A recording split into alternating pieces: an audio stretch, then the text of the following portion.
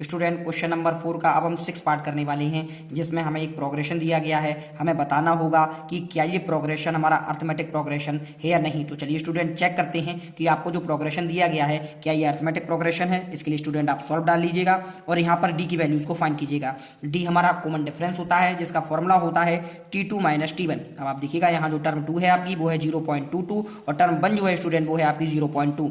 जब आप 0.22 में से 0.2 को माइनस करते हैं स्टूडेंट तो आपका आता है 0.02। इसके बाद आप डी की वैल्यू पुनः निकालिएगा T3 माइनस T2 टर्म से। जब आप स्टूडेंट यहाँ पर निकालते हैं तो आपका होगा 0.222 माइनस 0.22। स्टूडेंट जब आप इसे सॉल्व करते हैं तो आप देखिएगा यहाँ पर लिख लीजिएगा 0.222 और यहाँ पर आप लिख लीजिएगा 0.220। तो स्टूडेंट आप यहाँ पर देखिएगा, यहाँ पर आपका जो डिफरेंस आता है कॉमन डिफरेंस वो इधर आएगा 0.002। अब आप देख सकते हैं क्लियरली कि d is equal to T2 minus T1 की वैल्यू है 0.02, जबकि d is equal to T3 minus T2 की जो वैल्यू है स्टूडेंट वो है 0.002। यानी ये दोनों सेम आपस में नहीं है। और स्टूडेंट जब ये वैल्यू सेम नहीं होती हैं तो वो अर्थमेटिक प्रोग्रेशन नहीं होता है। इसलिए आप लिखिएगा d is equal to T2 minus T1 does not equal to T3 minus T2। और इसके बाद आप कह सकते हैं hence it is not an AP। इसके बाद स्टूडेंट अब हम चलते हैं इसके नेक्स्ट पार्ट। स्टूडेंट अब हम क्वेश्चन नंबर 4 का 7th पार्ट करने वाले हैं, जिसमें हमें एक प्रोग्रेशन दिया गया है 0, -4, -8, -12 और हमें बताना होगा कि क्या ये जो प्रोग्रेशन हमें दिया गया है क्या ये अर्थमेटिक प्रोग्रेशन है। तो चलिए स्टूडेंट शुरू करते हैं। सबसे पहले इसके लिए हम कॉमन डिफरेंस का फॉर्मूला लगाते हैं।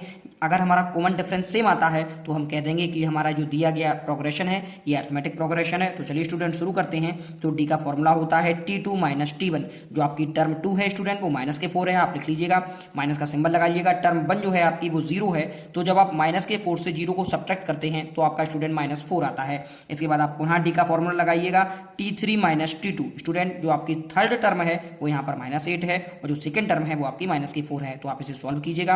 अब आप देख सकते हैं -8 और ये माइनस माइनस प्लस हो जाएगा तो आपका प्लस का 4 आएगा। जब आप स्टूडेंट माइनस के 8 में प्लस के 4 को ऐड करते हैं तो आपका माइनस का 4 आता है। अब आप देख सकते हैं दोनों ही डी की वैल्यू सेम आई है, यानी हम लिख सकते हैं d is equal to T2 minus T1 is equal to T3 minus T2। इस हिसाब से स्टूडेंट जब ये दोनों ही हमारे इक्वल आते हैं तो हम कह सकते हैं yes it is N AP। जो स्टूडेंट हमें ये अर्थमेटिक प्रोग्रेशन जो प्रोग्रेशन दिया गया है ये हमारा अर्थमेटिक प्रोग्रेशन है। इसके बाद इसकी हम नेक्स्ट 3 टर्म को फाइंड करेंगे।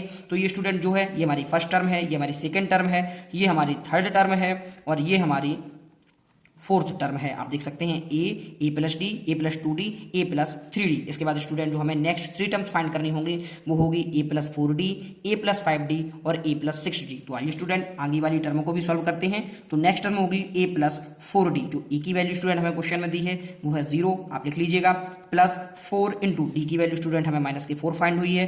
तो जब आप सॉल्व करते हैं तो यहाँ पर माइनस की 16 होगी। ठीक इसी प्रकार से a प्लस 5d की वैल्यू स्टूडेंट आप फाइंड कीजिएगा।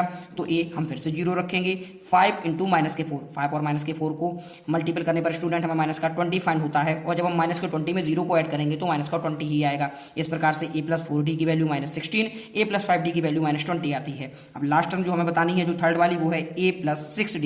यहाँ पर स्टूडेंट पुनः आप a की वैल्यू को 0 लिख लिएगा, 6 इंटू -4। जब आप इसे सॉल्व करते हैं तो आपका माइनस का 24 आता है। आई होप स्टूडेंट आपने ये पूरा समझा होगा। अब हम चलते हैं इसके नेक्स्ट। स्टूडेंट अब हम क्वेश्चन नंबर 4 के 8 पार्ट को करने वाले हैं, जिसमें हमें ये प्रोग्रेशन दिया गया है और हमें पता लगाना होगा कि क्या ये प्रोग्रेशन आपका अर्थमेटिक प्रोग्रेशन है। तो आइए स्टूडेंट शुरू करते हैं। सबसे पहले आप सॉल्व डाल लीजिएगा और डी की वैल्यू को आप फाइंड कीजिएगा। तो डी हमारा कॉमन डिफरेंस होता है, इसका फॉर्मूला स्टूडेंट होता है T2 माइनस T1 और जो T2 टर्म है वो हमारी माइनस के 1/2 है, आप माइनस लगाइएगा। T1 टर्म हमारी फिर से माइनस का 1/2 है। स्टूडेंट आप इसे सॉल्व कीजिएगा तो यहाँ पर देखिए माइनस का 1/2 है, ये माइनस माइनस प्लस हो जाएगा, प्लस 1/2। आप देख सकते हैं माइनस 1/2 प्लस 1/2 ये कट जाते हैं और आपका 0 आता है। ठीक इसी प्रकार से आप डी की वैल्यू में T3 माइनस T2 को फाइंड कीजिएगा। यहाँ पर T3 टर्म भी आपकी -1/2 है, फिर से माइनस लगाइएगा। T2 आपकी -1/2 है। तो जब आप स्टूडेंट इसे सॉल्व करते हैं तो ये पुनः -1/2 प्लस 1/2 आएगा जो कि कट होकर 0 आता है। आप देख सकते हैं दोनों ही बार जो कॉमन डिफरेंस की वैल्यू है वो 0 है, यानी दोनों ही सेम है। तो हम कह सकते हैं जो हमें प्रोग्रेशन दिया गया है स्टूडेंट ये एक अर्थमेटिक प्रोग्रेशन है। तो आप लिखिएगा d is equal to T2 minus T1 is equal to T3 minus T2। और जब ये कंडीशन आ जाती है स्टूडेंट तो हम कह सकते हैं कि yes it is an A P, एक अर्थमेटिक प्रोग्रेशन है। अब आप स्टूडेंट यहाँ पर गौर कीजिएगा, यहाँ पर कॉमन डिफरेंस आपका जीरो आया है। इसके लिए जब आप यहाँ पर ए प्लस डी, ए प्लस 2d, ए प्लस 3d के बाद ए प्लस 4d की वैल्यू आप स्टूडेंट फाइंड करते हैं तो ए की वैल्यू तो आपकी माइनस के 1/2 है, और जो ही आप 4 में डी की वैल्यू यानी 0 का मल्टीपल करते हैं तो आपकी माइनस के 1/2 फाइंड होती है।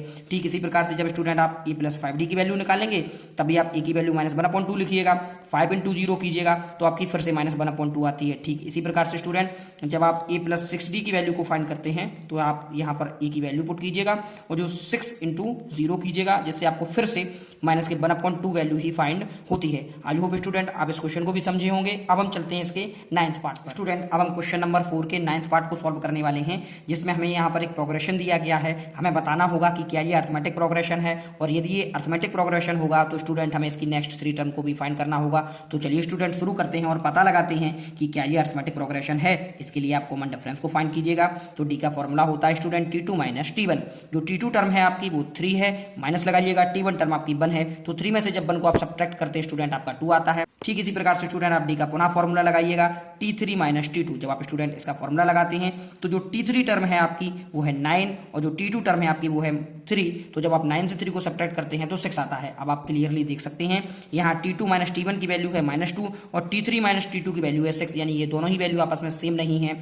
तो वैल्यू जब सेम नहीं होती है तो आपका प्रोग्रेशन अर्थमेटिक प्रोग्रेशन नहीं होता है। तो आप लिख लीजिएगा D is equal to T2 minus T1 does not equal to T3 minus T2, hence it is not AP। आप लिख लीजिएगा hence it is not NAP। Student अब हम चलते हैं इसके 10th पार्ट। स्टूडेंट अब हम क्वेश्चन नंबर 4 के 10th पार्ट को सॉल्व करने वाले हैं, जिसमें हमें एक प्रोग्रेशन दिया गया है A 2A 3A 4A। अब हमें बताना होगा कि क्या ये प्रोग्रेशन हमारा अर्थमेटिक प्रोग्रेशन है। तो चलिए स्टूडेंट इसके लिए सबसे पहले आप सॉल्व डाल लीजिएगा और कॉमन डिफरेंस के फॉर्मूला लगाकर आप कॉमन डिफरेंस की वैल्यू को फाइंड कीजिएगा। तो डी का फॉर्मूला यानी कॉमन डिफरेंस का फॉर्मूला होता है T2 माइनस T1। जो टर्म 2 है स्टूडेंट हमारी वो 2A है, टर्म जो 1 है स्टूडेंट हमारी वो A है। तो जब आप 2A से A को सब्ट्रैक्ट करते हैं तो आपका A आता है। ठीक इसी प्रकार से आप लगाइएगा दूसरा formula D is equal to T3 minus T2। आप पुनः इसको सॉल्व कीजिएगा तो जो T3 टर्म है स्टूडेंट वो हमारी 3A है और T2 टर्म हमारी 2A है। जब हम 3A से 2A को सब्ट्रैक्ट करते हैं तब भी हमारा A आता है। आप क्लियरली देख सकते हैं, चाहे आपका T2 माइनस T1 हो उसकी भी वैल्यू A आती है, चाहे आपका T3 माइनस T2 हो उसकी भी वैल्यू आपकी A आती है। दोनों ही वैल्यू सेम है। तो स्टूडेंट हम कह सकते हैं यहाँ पर D is equal to T2 minus T1 is equal to T3 minus T2। और जब ये कंडीशन दोनों ही इक्वल वाली कंडीशन हो तो हम कह सकते हैं yes it is N AP। ये एक अर्थमेटिक प्रोग्रेशन है। इसके बाद स्टूडेंट आप देखिएगा ये आपका A है, ये A प्लस D, ये A प्लस 2D, ये A प्लस 3D। इसके बाद हमें A प्लस 4D स्टूडेंट, और उसके बाद हमें A प्लस 5D, और उसके बाद स्टूडेंट हमें A प्लस 6D की वैल्यू को फाइंड करना होगा। तो चलिए स्टूडेंट सबसे पहले हम A प्लस 4D की वैल्यू को फाइंड करते हैं। तो जो फर्स्ट टर्म है हमारी वो A ही है, तो आप A लिख लीजिएगा, प्लस 4 इंटू D की वैल्यू स्टूडेंट आपकी A आई है तो आप A लिख लीजिएगा। सॉल्व कीजिए इसे, A प्लस यहाँ हो जाएगा 4A, दोनों ऐड होकर आते हैं स्टूडेंट 5A।